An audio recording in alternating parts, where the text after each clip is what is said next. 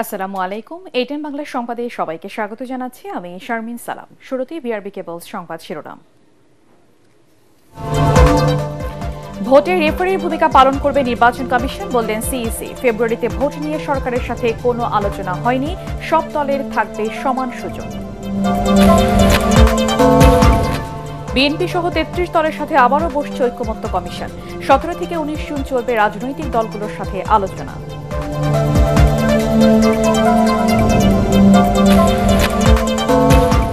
Doctor Yunus ও তারেক রহমানের বৈঠকে সন্তুষ্ট উপদেষ্টা পরিষদ। কোনো দলের অসন্তোষ থাকলে প্রধান উপদেষ্টাকে জানাতে বললেন রিজওয়ানা হাসান।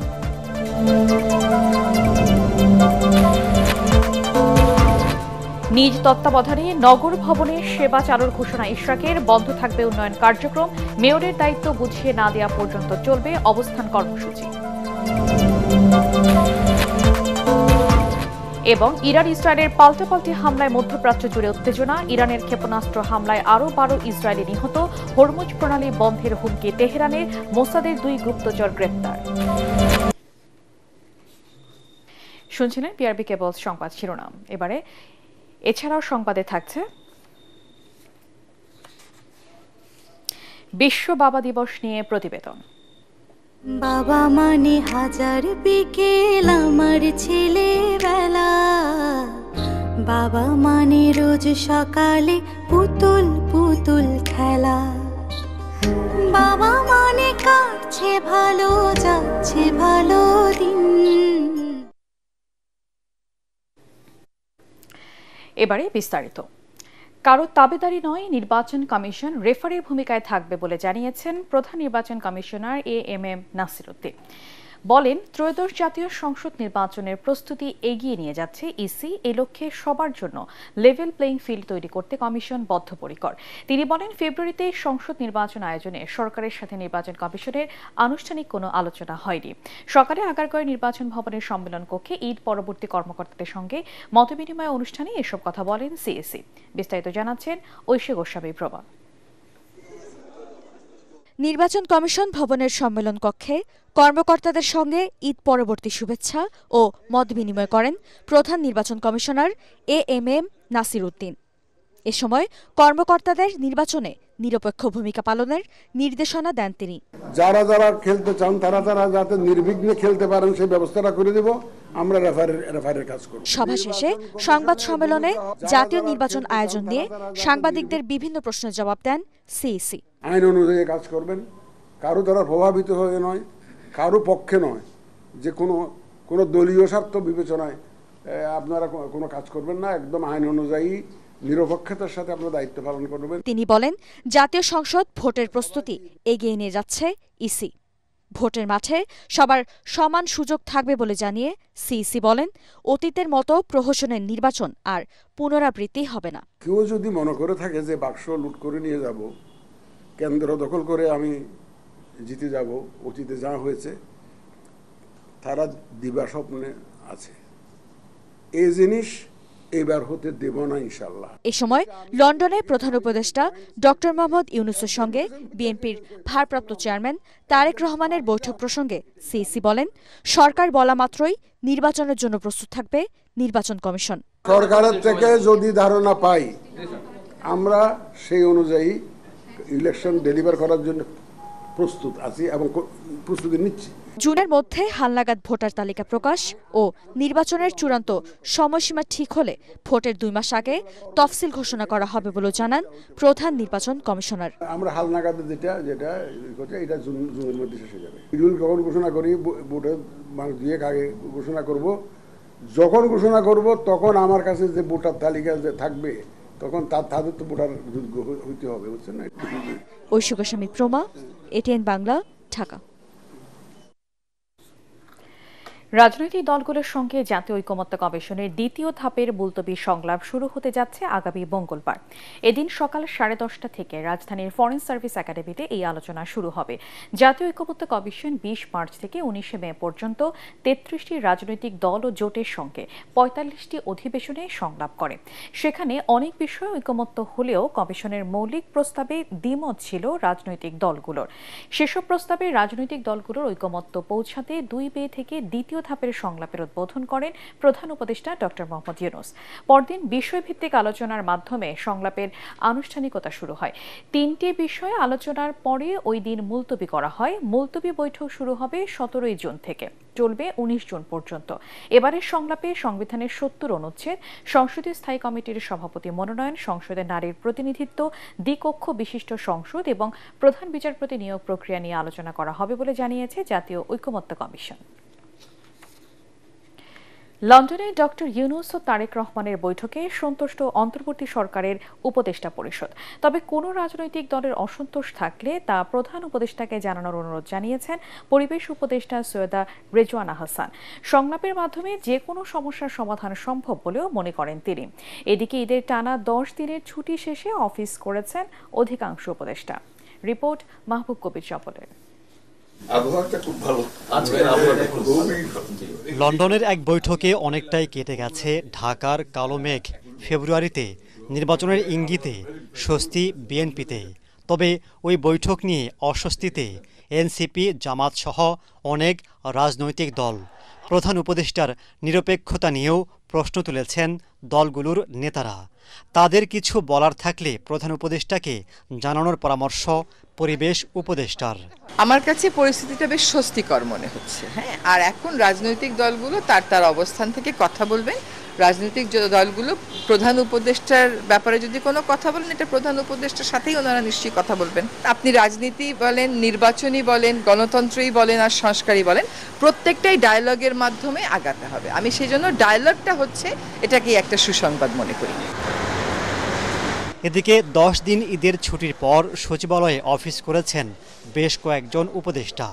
প্রাণী সম্পদ উপদেষ্টা জানান, এবার রাজনৈতিক কোরবানি না হয় পশু কোরবানি কমেছে। 1,25,00,000-এর মতো আমাদের সাপ্লাই ছিল। এবার মানে কোরবানি হয়েছে আমি জানি 97 লাখ বা এরকম। যদিও বড় গরু এবার বিক্রি হয়নি, তার মানে রাজনৈতিক গরু মানে কোরবানি হয়নি আর কি। ঈদে যাতায়াত আর বিদ্যুৎ ব্যবস্থাপনা নিয়ে কথা বলেন সড়ক পরিবহন ও জ্বালানি উপদেষ্টা। বলবো না যে একদম ওই যে রমজানের মতো নির্বিঘ্ন হয়েছে, বাট ওভারঅল এটা আর কি যে ঠিক ছিল।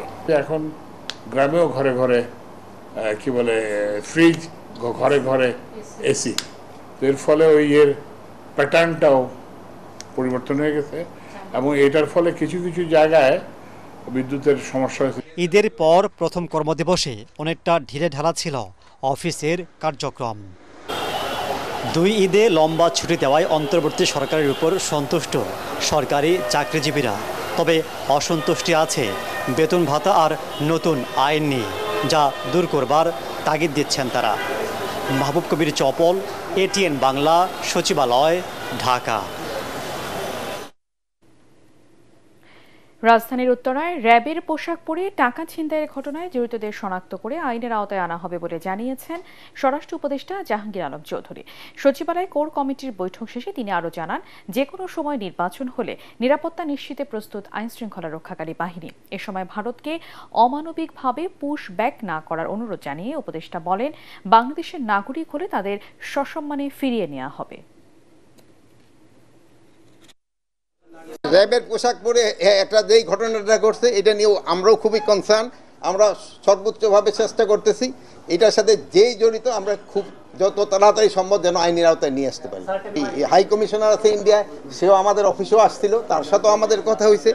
আমরা বলছি যদি আমাদের দেশের নাগরিক যদি ইন্ডিয়ায় থেকে থাকে তাহলে আমরা প্রপার চ্যানেলে পাঠাও, আমরা নিব। কিন্তু তাদের এই জঙ্গলের ভিতরে ফেলায় যাওয়া, নদীর উপরে ফেলায় দেওয়া, একটা লেকের উপরে ফেলায় যাওয়া, এটা কিন্তু কোনো সভ্য দেশের কিন্তু হওয়া উচিত না। নিজ তত্ত্বাবধানে ঢাকা দক্ষিণ সিটি কর্পোরেশনে দৈনন্দিন সেবা চালু করার ঘোষণা দিয়েছেন ইশরাক হোসেন। তবে সিটি কর্পোরেশনে উন্নয়ন কার্যক্রম বন্ধ থাকবে বলেই জানান তিনি। সকালে গুলিস্তানে নগর ভবনে গণ অবস্থান কর্মসূচিতে তিনি বলেন, রাজনৈতিক প্রতিহিংসার কারণে সরকার তাকে মেয়রের দায়িত্ব বুঝিয়ে দিচ্ছে না। তবে সরকারের দায়িত্বশীলদের অবহেলা, জনদুর্ভোগ সৃষ্টি এবং শপথ ভঙ্গের কারণে ভবিষ্যতে আইনের মুখোমুখি হতে হবে বলেও সতর্ক করেন ইশরাক হোসেন। যত দ্রুত সম্ভব দায়িত্ব বুঝিয়ে দিয়ে নগর ভবনের অচল অবস্থা দূর করতে প্রধান উপদেষ্টার হস্তক্ষেপ চেয়েছেন তিনি। মেয়র হিসেবে শপথ নেওয়ার আগ পর্যন্ত টানা অবস্থান কর্মসূচির ঘোষণাও দেন ইশরাক হোসেন। দৈনন্দিন যে সেবাগুলো রয়েছে সেই সেবাগুলোকে আমাদের তত্ত্বাবধানে চালু করা হবে, কিন্তু এর বাইরে অন্য কোনো বিভাগ বা অন্য কোনো উন্নয়নমূলক কর্মকাণ্ডের জন্য যারা এখানে আছেন তারা অফিস করতে পারবে না। প্রধান ফটকের তালা এটা একটা প্রতীক, এই তালাটা আমরা খুলতে পারছি না। আমরা যদি এখান থেকে পেছনে ফিরে যাই তাহলে পরে একটা গণতন্ত্রের জন্য একটা আঘাত হিসাবে উদাহরণ সৃষ্টি হবে, যেটা আমরা কোনোভাবেই আমরা হতে দিতে পারি না। ঈদের ছুটি শেষে আবারও কর্মমুখর হয়ে উঠেছে রাজধানীর ব্যাংকপাড়া। প্রথম দিন তেমন ভিড় না থাকে দ্রুত লেনদেনে খুশি গ্রাহকরা। আগামী সপ্তাহে ব্যস্ততা বাড়বে বলে জানিয়েছেন ব্যাংকাররা। 10 দিন পর প্রথম কর্মদিবসে কুশল বিনিময়ের সময় কাটান কর্মকর্তা কর্মচারীরা। শরফুল আলমের রিপোর্ট। চিরচেনা শহরে নেই যানজট, মানুষের ভিড়। ঈদের ছুটি শেষে জীবন ও জীবিকার তাগিদে কর্মস্থলে কর্মকর্তা কর্মচারীরা। প্রথম কর্মদিবসে ঈদের শুভেচ্ছা বিনিময় করেন তারা। গ্রাহকদের উপস্থিতি কম থাকায় অনেকটা অলস সময় কাটান ব্যাংক কর্মকর্তারা। প্রবাসী আয়, সঞ্চয়পত্র ভাঙানো, মুনাফা উত্তোলন সহ সব ধরনের ব্যাংকিং কার্যক্রম চলে, তবে টাকা উত্তোলনের হারই ছিল বেশি। এতদিন ব্যাংক বন্ধ ছিল দিকে টাকা জমা দিতে পারিনি, আজকে ব্যাংক খুলছে দিকে টাকা জমা দিচ্ছি। 10 দিন পরে এটা টাকাটা জমার চেয়ে উত্তোলনটা বেশি হচ্ছে। ছুটির আগ মুহূর্তে কিন্তু মানে রেকর্ড সংখ্যক আসছে, যেটা আনবিলিভেবল, মানে রেমিটেন্স কিন্তু আসছে। তা ওই প্রস্তুতিটা তাদের মধ্যেও ছিল। আর এমনিতেও তারা তো মানে ডিজিটালি বা অনলাইনে টাকা তো পাঠানোর সুযোগ তো ছিল, বা সেটা ব্যবহার তারা করছে। টানা 10 দিন বন্ধে নিরবিচ্ছিন্নভাবে সচল ছিল এটিএম বুথ, মোবাইল ব্যাংকিং সহ সব ধরনের অনলাইন লেনদেন। আমাদের জানা নাকি আমাদের কর্মকর্তা কর্মচারী সবাই আসছে, শতভাগ উপস্থিতি রয়েছে এবং লেনদেনও হচ্ছে। একটু গ্যাপটা একটু বেশি হওয়াতে আজকে বেশ লেনদেন বেশ হচ্ছে। যে অর্থনৈতিক যে বিষয়গুলা সেগুলা আগামীকাল থেকেই পূর্ণ উদ্যমে শুরু হবে। আগামী সপ্তাহে লেনদেন বাড়লে আবারও কর্মচাঞ্চল্য হয়ে উঠবে ব্যাংকপাড়া। শরফুল আলম, এটিএন বাংলা, ঢাকা। ঈদের ছুটি শেষ হলেও রাজধানীতে ফেরা এবং ঘরমুখ যাত্রীর চাপ রয়েছে বাস, ট্রেন ও লঞ্চে। কিছুটা ভোগান্তি থাকলেও দীর্ঘ ছুটিতে প্রিয়জনের সঙ্গে ঈদের আনন্দ ভাগাভাগি করতে পেরে খুশি সবাই। তবে আজ নির্ধারিত সময়ের কিছুটা দেরিতে কমলাপুর রেল স্টেশন থেকে ট্রেন ছাড়ায় ভোগান্তিতে পড়ে ঘরমুখ মানুষরা। তরিক ইসলামের রিপোর্ট। রাজধানীর কমলাপুর রেলওয়ে স্টেশন, প্ল্যাটফর্ম জুড়ে যাত্রীদের পদচারণা। প্রিয়জনের সাথে ঈদ কাটিয়ে জীবিকার তাগিদে ফিরছেন রাজধানীতে। আবার অনেকে ঈদের ছুটি না পেয়ে এখন ছুটছেন পরিবারের টানে। কিছুটা ভোগান্তি থাকলেও সবারই চোখে মুখে স্বস্তি।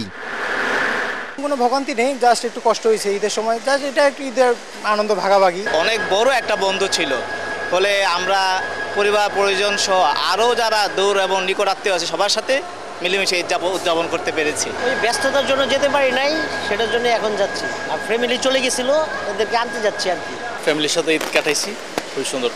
একই অবস্থা রাজধানীর সায়েদাবাদ ও গাবতলী বাস স্ট্যান্ডে। দীর্ঘ ছুটিতে পরিবারের সাথে সময় কাটিয়ে খুশি মনে ফিরছেন রাজধানীতে। কোনো অসুবিধা হয় না, খুব ভালো রিক্রিয়েশন হয়েছে, খুব ভালো হয়েছে। জবের থেকে আমরা যে ছুটিটা বেশি পেয়েছি, আমরা ফ্যামিলির সাথে অনেকক্ষণ টাইম কাটাতে পেরেছি। আগের ভাড়া যেটা ছিল ওই ভাড়াতেই আসছি, বাদ থেকে এক্সট্রা টাকা দিতে হয় না।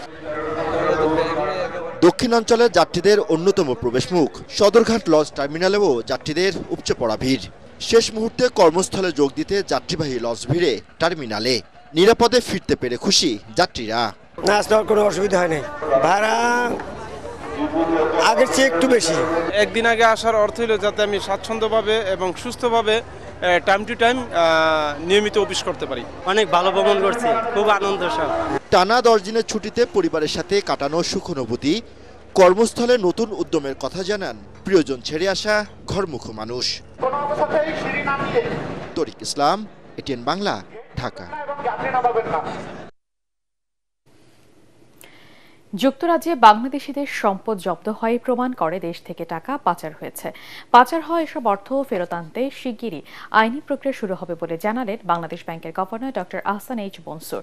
কেন্দ্রীয় ব্যাংকে সাংবাদিকদের সাথে মতবিনিময় সভায় তিনি জানান, পাচার হওয়া টাকা উদ্ধারে আদালতের বাইরে সমঝোতা হবে কিনা সেই সিদ্ধান্ত নেবে সরকার। তবে ঢালাওভাবে এই সুবিধার সবাইকে দেওয়ার পক্ষে নন গভর্নর। ব্যাংক একীভূত করার বিষয়ে তিনি জানান, এটি চলমান প্রক্রিয়া। একীভূত ব্যাংকের কর্মকর্তা কর্মচারীদের আতঙ্কিত হওয়ার কিছু নেই বলেও আশ্বস্ত করেন ডক্টর আহসান এইচ মনসুর। যে প্রমাণপত্র কোর্টের জন্য রেডি হতে হবে, যে বিচারিক প্রক্রিয়াতে যেন এটা আমরা পেতে পারি। এটা একটা উপায়। আরেকটা উপায় হচ্ছে, যেটা পৃথিবীর অন্য সব দেশে আছে, বাংলাদেশে সেভাবে হয় না, সেটা হচ্ছে আউট অফ কোর্ট সেটেলমেন্ট। আমাদের যেটা এডিআর পদ্ধতি আছে, তো আউট অফ কোর্ট সেটেলমেন্ট যদি যেতে হয়, সেটাও একটা প্রক্রিয়া। সেখানে তখন লয়াররা আলাপ করবে এবং তারা ক্লায়েন্টদের সাথে, দুই পক্ষের ক্লায়েন্টের সাথে আলাপ করে যে একটা সমঝোতা আসতে পারে কিনা, সেটাও একটা প্রক্রিয়া। এটা এই সিদ্ধান্ত সরকারকে দিতে হবে। রাজনৈতিক মতভেদ থাকলেও আওয়ামী লীগ ইস্যুতে সব রাজনৈতিক দল এক হয়ে কাজ করবে বলে মন্তব্য করেছেন বিএনপির স্থায়ী কমিটির সদস্য বেগম সেলিমা রহমান। রাতে এটিএন বাংলার ইস্পাহানি মির্জাপুর শুভ রাত্রি অনুষ্ঠানে তিনি একথা বলেন। সুষ্ঠু নির্বাচন আয়োজন করতে অন্তর্বর্তী সরকারকে কিছু কাঠামোগত পরিবর্তন করতে হবে মন্তব্য করে আগামী মাসের মধ্যে জুলাই সনদ প্রকাশ করার কথা জানান তিনি। অনুষ্ঠানে ডিবেট ফর ডেমোক্রেসির চেয়ারম্যান হাসান আহমেদ চৌধুরী কিরণ বলেন, প্রধান উপদেষ্টা ডক্টর মোহাম্মদ ইউনূস ও বিএনপির ভারপ্রাপ্ত চেয়ারম্যান তারেক রহমানের বৈঠক গণতন্ত্রের পদযাত্রাকে আরো বেশি বেগবান করবে। আরো জানাচ্ছেন মুশফিকুর রহমান। যে বিষয় নিয়ে কথা বলবো সেটি অত্যন্ত একটি বাংলাদেশের জন্য একটা গুরুত্বপূর্ণ। এটিএন বাংলার আলোচনা অনুষ্ঠান ইস্পাহানি মির্জাপুর শুভরাত্রিতে অন্তর্বর্তী সরকারের প্রধান উপদেষ্টা অধ্যাপক ডক্টর মোহাম্মদ ইউনূস এবং বিএনপির ভারপ্রাপ্ত চেয়ারম্যান তারেক রহমানের মধ্যে লন্ডনে অনুষ্ঠিত বৈঠক রাজনীতিতে সুবাতাসের প্রত্যাশা শীর্ষক আলোচনায় অংশ নেন বিএনপির জাতীয় স্থায়ী কমিটির সদস্য ও সাবেক প্রতিমন্ত্রী বেগম সেলিমা রহমান। এটিএন বাংলার বার্তা বিভাগের পরিচালক ও ডিবেট ফর ডেমোক্রেসির চেয়ারম্যান হাসান আহমেদ চৌধুরী কিরণের সঞ্চালনায় অনুষ্ঠানে নির্বাচন সহ দেশে চলমান রাজনৈতিক নানা দিক উঠে আসে। প্রফেসর ডক্টর ইউনূস এবং বিএনপি ভারপ্রাপ্ত চেয়ারম্যান জনাব তারেক রহমান সাহেবের যে বৈঠক হলো, এ সময় সেলিমা রহমান বলেন, দেশের রাজনীতির নানা জটিলতা নিরসনে ডক্টর ইউনূস এবং তারেক রহমানের বৈঠক ছিল সময়োপযোগী এবং গুরুত্বপূর্ণ। সংস্কার এবং বিচারের পাশাপাশি নির্বাচনটা হতে তো কোনো বাধা নেই। বৈঠক পরবর্তী যৌথ প্রেস ব্রিফিং নিয়ে জামায়াত এবং এনসিপি নেতাদের বক্তব্যের কড়া সমালোচনাও করেন বিএনপির এই শীর্ষ নেতা। যদি তারা মনে করেন যে হ্যাঁ এটা নিরপেক্ষতা হারাচ্ছে, তখন নতুন করে তত্ত্বাবধায়ক সরকার হোক, নতুন করে তারা করুক, আমাদের তো কোনো আপত্তি নেই। আমরা চাই লেভেল প্লেইং ফিল্ড এবং সুন্দর সুষ্ঠু নির্বাচন। বেগম সেলিমা রহমান বলেন, রাজনৈতিক বিরোধিতা থাকলেও দেশকে ফ্যাসিবাদের কবল থেকে মুক্ত রাখার লক্ষ্যে সব রাজনৈতিক দল একত্রে কাজ করবে। শেখ হাসিনা পালিয়ে যাওয়ার পরেও এখনো দেশের মধ্যে বিশৃঙ্খলা সৃষ্টি করে নানা রকম ঝামেলা করছে, তাদেরকে কোনো মতেই আসতে দেওয়া হবে না। সেখানে সমস্ত দল সব আমরা এক। এই বৈঠক গণতান্ত্রিক পদযাত্রাকে আরো বেগবান করবে বলে মন্তব্য করেন ডিবেট ফর ডেমোক্রেসির চেয়ারম্যান হাসান আহমেদ চৌধুরী কিরণ। ফ্যাসিস্টের আগমনকে সকলকে কিন্তু ঠেকাতে হবে এবং সেই ফ্যাসিস্টের আগমন যাতে না করতে পারে সে কারণে সকলকে ঐক্যবদ্ধ থাকতে হবে, একতালে এক লয়ে সকলকে এগিয়ে যেতে হবে। বাংলাদেশ যেভাবে গণতন্ত্রের অগ্রযাত্রার দিকে এগিয়ে যাচ্ছে, প্রফেসর ডক্টর ইউনূস যেভাবে চেষ্টা করছেন, জনাব তারেক রহমান যেভাবে চেষ্টা করছেন, জামাত যেভাবে চেষ্টা করছেন, এনসিপির ছাত্র সংগঠনের নেতৃত্ব যেভাবে চেষ্টা করছেন, বাম রাজনৈতিক দলগুলো যেভাবে চেষ্টা করছেন, সেই চেষ্টাগুলোর একটা ঐক্যবদ্ধ প্রচেষ্টার মাধ্যমে আমরা বাংলাদেশের লাল সবুজের পতাকাকে আবারও তুলে ধরব। অন্তর্বর্তীকালীন সরকার প্রয়োজনীয় সংস্কার সম্পন্ন করেছে, বাকি সংস্কার নির্বাচিত সরকার অব্যাহত রাখবে বলে আশাবাদ ব্যক্ত করেন তিনি। অন্তর্বর্তীকালীন সরকার প্রধান মুশফিকুর রহমান, এটিএন বাংলা, ঢাকা। মুক্তিযুদ্ধের অন্যতম সংগঠক গণফোরাম সভাপতি মোস্তফা মহসিন মন্টু মারা গেছেন। বিকেলে রাজধানীর স্কয়ার হাসপাতালে চিকিৎসাধীন অবস্থায় তিনি মৃত্যুবরণ করেন। মৃত্যুকালে তার বয়স হয়েছিল ৮০ বছর। তিনি বার্ধক্যজনিত নানা সমস্যায় ভুগছিলেন। গণফোরাম সভাপতির মৃত্যুতে দলীয় নেতাকর্মীদের মধ্যে শোকের ছায়া নেমে এসেছে। তার মৃত্যুতে শোক প্রকাশ করেছেন বিএনপির ভারপ্রাপ্ত চেয়ারম্যান তারেক রহমান, দলের মহাসচিব মির্জা ফখরুল ইসলাম আলমগীর।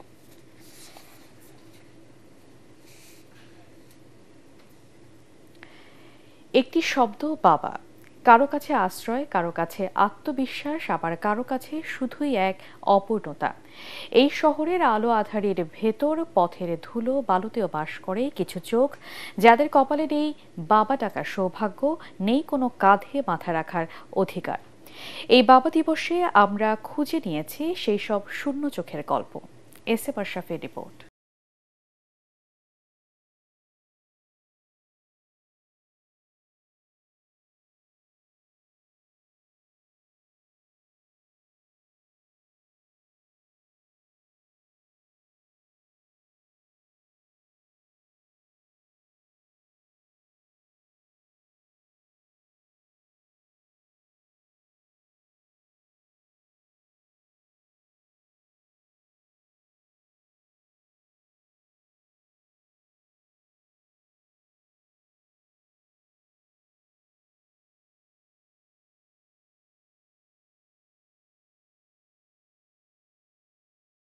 করার খেলায় কেউ কখনো চেনেই না বাবাকে।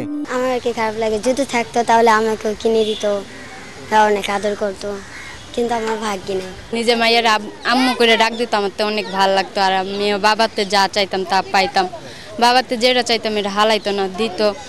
বাবার কাছে হই না কালো আমি কোনো দিনই, বাবা ডাকে আদর করে আমার সোনামণি। বাবা মানে নিরাপত্তার ছায়া, বাবা মানে রাতের খাবার নিশ্চিত করার লড়াই। আর এই শিশুগুলো তারা লড়াই করে নিজের অস্তিত্বটা টিকিয়ে রাখতে বাবা ছাড়াই। বাড়িতে থাকতাম, লেখাপড়া করতাম, এগুলো কি বাবা নাই, মা কাজ করে, মনে করতে আসে, কেউ তো বাধা দেয় না। পথে পড়ে থাকা এই শিশুরাও চায় ভালোবাসা, চায় একটা হাত যেটা বলবে ভয় পেও না, আমি আছি। সেই হাতটা যদি বাবার হয় তবে জীবনটা হয়তো এমন রুক্ষ হতো না। বাবা নেই, বাবা আছে, কোনো নেই, কত কিছু কিনা দেয়, আমরা কিনা খাইতে পারি না, তাই তো খারাপ লাগে। কত শত শত টুকাই মারি খায়, রাস্তাঘাটে ঘুমাইলে কত মানুষে কত কিছু কয়, কেউ কাছে চাইতে গেলে কেউ ধমক দেখা দেয়, কেউ চাপা মারে। বাবা দিবসে যখন সবাই স্মৃতির অ্যালবামে ফিরে যান, তখন এই শিশুরা কেবল খোঁজে একটা মুখ যার নাম তারা জানে না, শুধু অনুভব করে অসীম এক শূন্যতায়। SM Ashraf, ATN Bangla, Dhaka. July গণ অভ্যুত্থান চলাকালে নিহত রংপুরের বেগম রোকেয়া বিশ্ববিদ্যালয়ের ছাত্র আবু সাইদ হত্যা মামলার তদন্ত প্রসিকিউশনের পক্ষ থেকে এই তথ্য জানিয়ে নতুন করে সময় আবেদনের পরিপ্রেক্ষিতে তদন্ত প্রতিবেদন জমা দিতে 14 জুলাই পর্যন্ত সময় দিয়েছে আন্তর্জাতিক অপরাধ ট্রাইব্যুনাল। এছাড়া গাজীপুরে কোনাবাড়িতে হৃদয় হত্যা এবং যাত্রাবাড়িতে ইমাম হোসেন তাইম হত্যা মামলার তদন্ত প্রতিবেদন দাখিলের জন্য 17 আগস্ট পর্যন্ত সময় দিয়েছে ট্রাইব্যুনাল। জুলাই আগস্টে সংগঠিত মানবতা বিরোধী অপরাধে 3 মামলায় 9 পুলিশ সদস্য সহ 11 জনকে রোববার আন্তর্জাতিক অপরাধ ট্রাইব্যুনালে হাজির করা হয়। সকাল 10টার দিকে রংপুরে আবু সাইদ হত্যা মামলার 4 আসামি, গাজীপুরে কোনাবাড়িতে হৃদয় হত্যা মামলায় 5 আসামি এবং যাত্রাবাড়িতে ইমাম হোসেন তাইম হত্যা মামলায় 2 আসামি সহ মোট 11 জনকে হাজির করা হয়। প্রসিকিউশনের সময় প্রার্থনার পরিপ্রেক্ষিতে বিচারপতি গোলাম মুর্তজা মজুমদারের নেতৃত্বাধীন আন্তর্জাতিক অপরাধ ট্রাইব্যুনাল এসব মামলার তদন্ত প্রতিবেদন দাখিলের জন্য নতুন করে সময় দেন।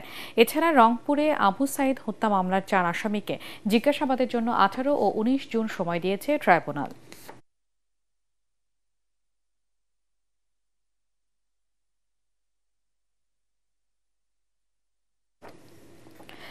খুলনা সদর থানার সাবেক ওসি হাসান আল মামুনের জামিনের আবেদন নামঞ্জুর করে তাকে কারাগারে পাঠানোর নির্দেশ দেন আদালত। খুলনা মহানগর বিএনপির সাবেক সাংগঠনিক সম্পাদক ফখরুল আলমের দায়ের করা মামলায় ওসি মামুন আদালতে আত্মসমর্পণ করে জামিনের আবেদন করলে মহানগর দায়রা জজ মোহাম্মদ শরীফ হোসেন হায়দার এই নির্দেশ দেন। এদিকে কারাগারে নেওয়ার সময় স্থানীয় বিএনপি নেতাকর্মীরা হাসান আল মামুনকে লক্ষ্য করে পচা ডিম নিক্ষেপ করে। ওসি দৃষ্টান্তমূলক শাস্তি চেয়ে বিভিন্ন স্লোগান দেয় তারা। পরে বিএনপি নেতাকর্মীদেরকে সেনা ও নৌবাহিনীর সদস্যরা শান্ত করে। কারাগারে যাওয়ার আগে হাসান আল মামুন জামালপুর জেলার মাদারগঞ্জ মডেল থানায় ওসি হিসেবে কর্মরত ছিলেন।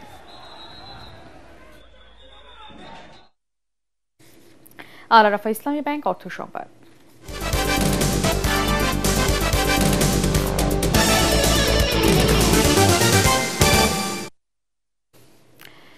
প্রথম বাচ্চা সিজারিয়ান হওয়ার সত্ত্বেও দ্বিতীয় বাচ্চা নর্মাল ডেলিভারি করে আলোড়ন সৃষ্টি করেছে যশোর আদ্দিন সকিনা মেডিকেল কলেজ হাসপাতাল। এতে খুশি শিশুটির মা সহ পরিবারের সদস্যরা। নর্মাল ডেলিভারির প্রতি গর্ভবতী মায়েদের উৎসাহিত করার জন্যই এই উদ্যোগ নেওয়া হয়েছে বলে জানান হাসপাতাল কর্তৃপক্ষ। যশোর থেকে তামান্না ফারজানা পাঠানো তথ্য ছবি নিয়ে রিপোর্ট আরও জানাচ্ছেন আশিকুর রহমান। যশোর সদর উপজেলার রামনগর গ্রামের মুস্তাকিম গাজীর স্ত্রী লিমা শহরের রেল রোডে অবস্থিত আদ্দিন সকিনা মেডিকেল কলেজ হাসপাতালে 5 বছর আগে সিজারে প্রথম কন্যা সন্তানের জন্ম দেন। বর্তমানে দ্বিতীয় সন্তান ডেলিভারিতেও সিজারে করতে হবে প্রস্তুতি নিয়েই হাসপাতালে এসেছিলেন। কিন্তু গত 3রা জুন রাত 1:35 মিনিটে চিকিৎসকদের দক্ষতায় নর্মাল ডেলিভারির মাধ্যমেই দ্বিতীয় সন্তানের জন্ম হয়েছে তার। এতে দারুণ খুশি নবজাতকের মা লিমা খাতুন ও তার পরিবার।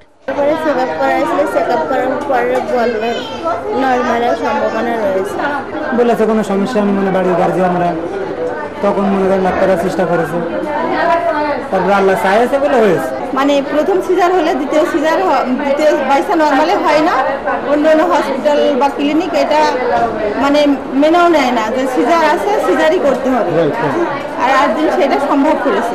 আদ্দিন হাসপাতালের চিকিৎসকরা নরমাল ডেলিভারি করে উদাহরণ সৃষ্টি করেছে বলে মনে করছেন হাসপাতাল কর্তৃপক্ষ। আমাদের সমস্ত যতগুলো আদ্দিন হসপিটাল আছে, ঢাকা, খুলনা, যশোর, কুষ্টিয়া, সব জায়গায় আমরা আমাদের সিস্টারদের উৎসাহিত করেছি, রোগীদের উৎসাহিত করতেছি কাউন্সিলিংয়ের মাধ্যমে যে সিজার হওয়ার পরও মায়েদের নর্মাল ডেলিভারি করা সম্ভব। যে সমস্ত গর্ভবতী মাদের আগে সিজার করা, তাদেরকে যদি তাদের পূর্বের ইতিহাস সম্পূর্ণভাবে ভালোভাবে তথ্যগুলো সঠিকভাবে বিবেচনা করি, তাহলে অনেক পেশেন্টেরই তার প্রায় 30 থেকে 40% পেশেন্ট পুনরায় নর্মাল ডেলিভারি করা সম্ভব। আদ্দিন হাসপাতাল নিরাপদ মাতৃত্ব নিশ্চিতে গর্ভবতী মায়েদের নরমাল ডেলিভারিতে উৎসাহিত করছে বলেও জানান তারা। Bureau report, ATN Bangla. দেশের প্রথম মাইক্রো সার্ভিস ভিত্তিক ওপেন এপিআই ব্যাংকিং চালু করেছে United commercial bank PLC UCB. 9 থেকে 14 জুন পর্যন্ত কোর ব্যাংকিং সিস্টেম আধুনিকীকরণের মাধ্যমে ইউসিবি আজ থেকে আরও উন্নত প্রযুক্তি নির্ভর এবং ভবিষ্যৎমুখী ডিজিটাল ব্যাংকিং সেবার এক নতুন অধ্যায়ে যাত্রা শুরু করেছে। এ উপলক্ষে ব্যাংকের প্রধান কার্যালয়ের সংবাদ সম্মেলনে ওপেন এপিআই ব্যাংকিং বিষয়ে বিস্তারিত তুলে ধরা হয়। মাইক্রো সার্ভিস আর্কিটেকচারের মাধ্যমে ইউসিবি এখন অ্যাকাউন্ট খোলা, ঋণ প্রক্রিয়াকরণ বা নিরাপত্তা যাচাই প্রতিটিকে ক্ষুদ্র ইউনিটে ভাগ করে আলাদাভাবে এবং আরও দক্ষতার সঙ্গে পরিচালনা করতে পারবে। এতে প্রযুক্তিগত স্থিতিশীলতা, সেবার গতিশীলতা এবং একযোগে বহু গ্রাহকের সেবা গ্রহণের সক্ষমতা বৃদ্ধি পাবে। প্রেস ব্রিফিংয়ে ব্যাংকের ব্যবস্থাপনা পরিচালক ও সিইও মোহাম্মদ মামুনুর রশিদ বলেন, এটি কেবল একটি প্রযুক্তিগত সফলতা নয়, বরং দেশের আর্থিক খাতে আধুনিক ও গ্রাহক কেন্দ্রিক ব্যাংকিং ব্যবস্থার একটি মাইলফলক। এতে আরও উপস্থিত ছিলেন ইউসিবির উপব্যবস্থাপনা পরিচালক ও chief operating officer Mohammad Abdullah Al Mamun, কারিগরি সহযোগী প্রতিষ্ঠান ওরাকলের সিনিয়র প্রতিনিধি এবং উভয় প্রতিষ্ঠানের শীর্ষ কর্মকর্তারা। বাংলা চিত্রকলার অবিস্মরণীয় নাম পটুয়া কামরুল হাসানের স্মরণে প্রকাশিত হল তার কন্যার গান কত দূরে বাবা তোমার বাড়ি। দুপুরে দ্য ডেইলি স্টার সেন্টারে চিত্রকর কামরুল হাসানের মেয়ে সুমনা হাসানের গানটি আনুষ্ঠানিকভাবে দেখানো হয়, যে গানের কথার সুর তিনি নিজেই করেন। সঙ্গীত পরিচালনা করেছেন DKM শান্ত, আয়োজন করেন ওয়াহিদ শাহিন। আলোচকরা বলেন, এটি কেবল বাবার স্মরণে কন্যার গান নয়, দুই প্রজন্মের সেতু বন্ধনও। পটুয়া কামরুল হাসানের তুলি টানে বাঙালির আত্মপরিচয় সংগ্রামের মহাকাব্য রচিত হয় বলেও মন্তব্য করেন তারা।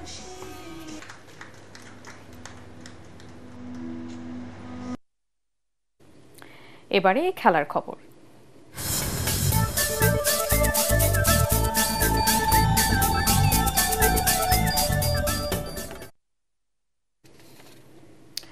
মুশফিকুর রহিমের অভিজ্ঞতা কাজে লাগিয়ে শ্রীলঙ্কার বিপক্ষে টেস্টে ভালো করার লক্ষ্য বাংলাদেশের কোচ ফিল সিমন্সের। গল টেস্টের আগে সংবাদ মাধ্যমে তিনি এমনটাই জানান। তবে মিরাজের জ্বর নিয়ে একটু দুশ্চিন্তায় টাইগার শিবির। মঙ্গলবার থেকে গলে শুরু হবে 2 ম্যাচ সিরিজের প্রথম টেস্ট। পরাগ আরমানের রিপোর্ট। শ্রীলঙ্কার সমুদ্র তীরবর্তী শহর গলে টেস্ট ম্যাচ দিয়ে শুরু হবে বাংলাদেশ দলের পূর্ণাঙ্গ সিরিজ। 2 ম্যাচের সিরিজকে সামনে রেখে অনুশীলন শুরু করেছেন নাজমুল হাসান শান্ত, মুশফিকুর রহিমরা। 2013 সালে এই গলেই ডাবল সেঞ্চুরি করেছিলেন মুশফিক। নতুনদের পাশাপাশি অভিজ্ঞদের উপরই বাজি ধরতে চান কোচ ফিল সিমন্স। মুশফিকের কাছে আলাদা কোনো প্রত্যাশা নেই। আমি চাই সে যেন খেলাটা উপভোগ করে। ওই ইনিংস যেমন আনন্দ নিয়ে সে খেলেছিল, এবারও সে সেটাই করবে। তাই চাই সব খেলোয়াড়ের কাছে আমার চাওয়া একই থাকবে। নাজমুল হাসান শান্ত উদ্বোধন করতে নামবেন কিনা সে ব্যাপারে ধোঁয়াশায় রাখেন কোচ। প্রথম টেস্টের উইকেট ও কম্বিনেশন নিয়েও কিছু বলেননি তিনি।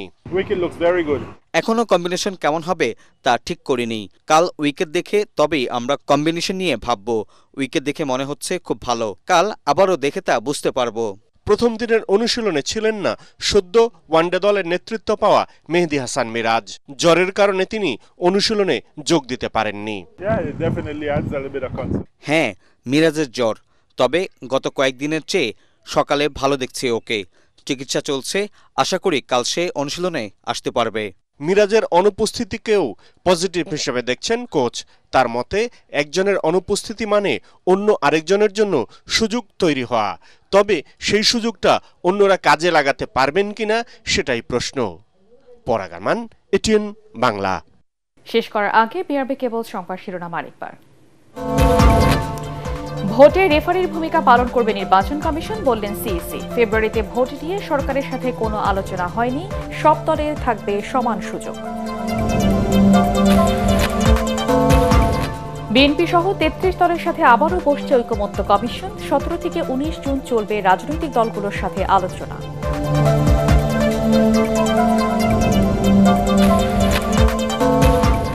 ডক্টর ইউনূস ও তারেক রহমানের বৈঠকে সন্তুষ্ট উপদেষ্টা পরিষদ। কোন দলের অসন্তোষ থাকলে প্রধান উপদেষ্টাকে জানাতে বললেন রেজওয়ানা হাসান।